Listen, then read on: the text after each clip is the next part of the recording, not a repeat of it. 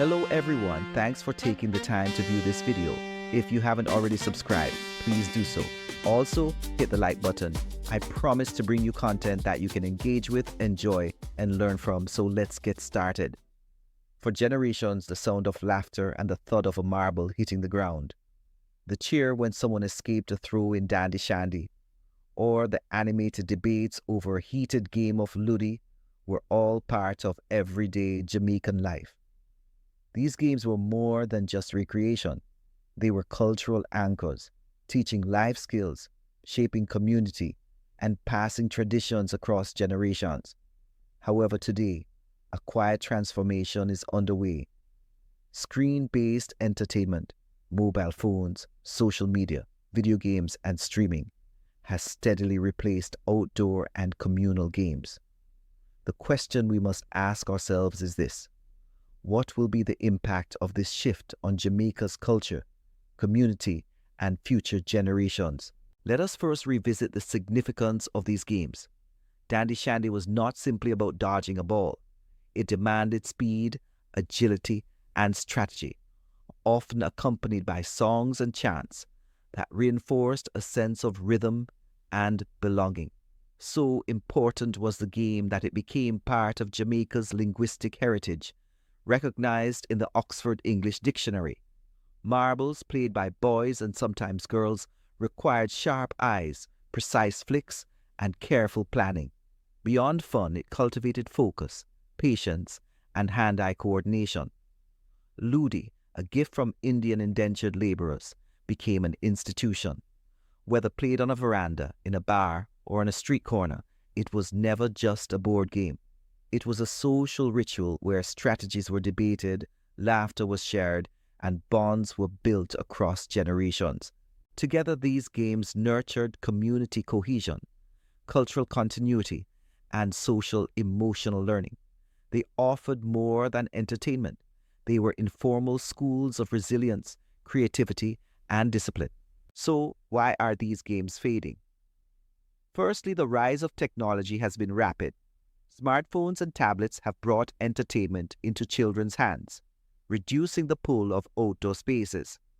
During the COVID-19 pandemic, this shift intensified, with children spending even more hours on screens. Secondly, government policy has emphasized a technology-enabled society.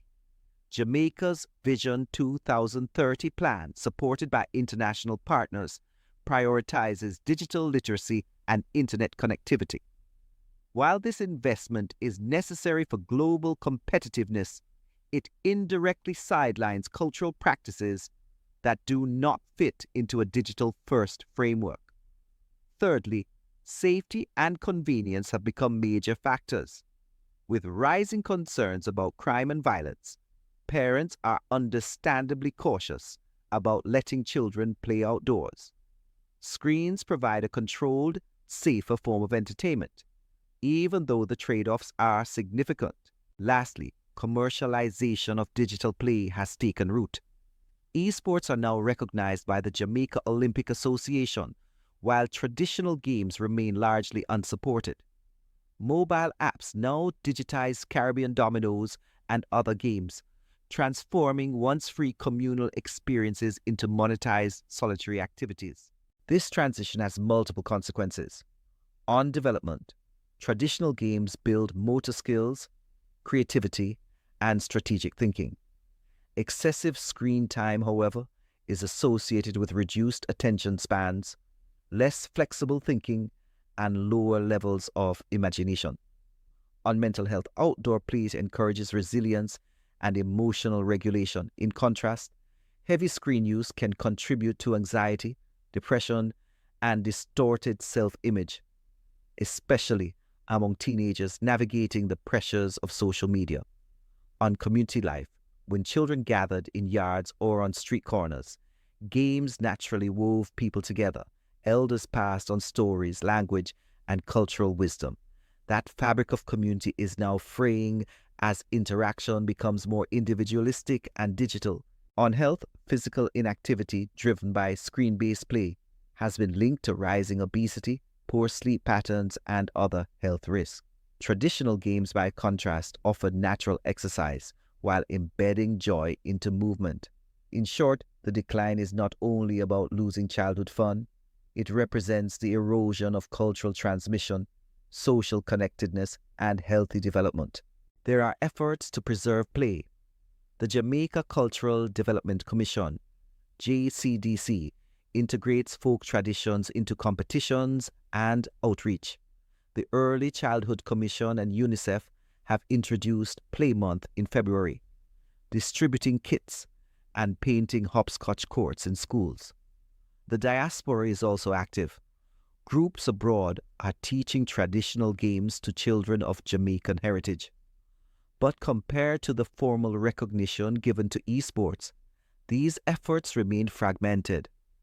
What Jamaica urgently needs is a national strategy that balances digital innovation with cultural preservation. Recommendations include formal recognition of traditional games as part of Jamaica's intangible cultural heritage, integration into education, where games like Ludi are used to teach numeracy and strategy, and ring games foster communication and creativity. Support for grassroots efforts, giving resources to communities and diaspora organizations already preserving this heritage. Parental involvement, ensuring children grow up experiencing both screen-based opportunities and outdoor cultural play. The decline of traditional Jamaican games is more than a generational change.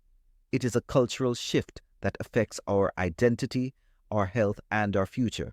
But the choice is in our hands.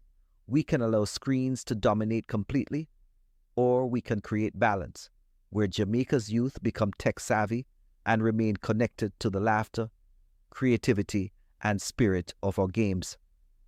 So, I leave you with this challenge. What legacy do we want to pass on? A Jamaica where play happens only on a screen, or a Jamaica where the yard, the corner, and the street echo with joy once again? Tell me in the comments. If you could bring back one traditional game for every child in Jamaica to learn, which one would it be? Write in the comments section of this video. Let's share our views. Until next time, thanks for watching.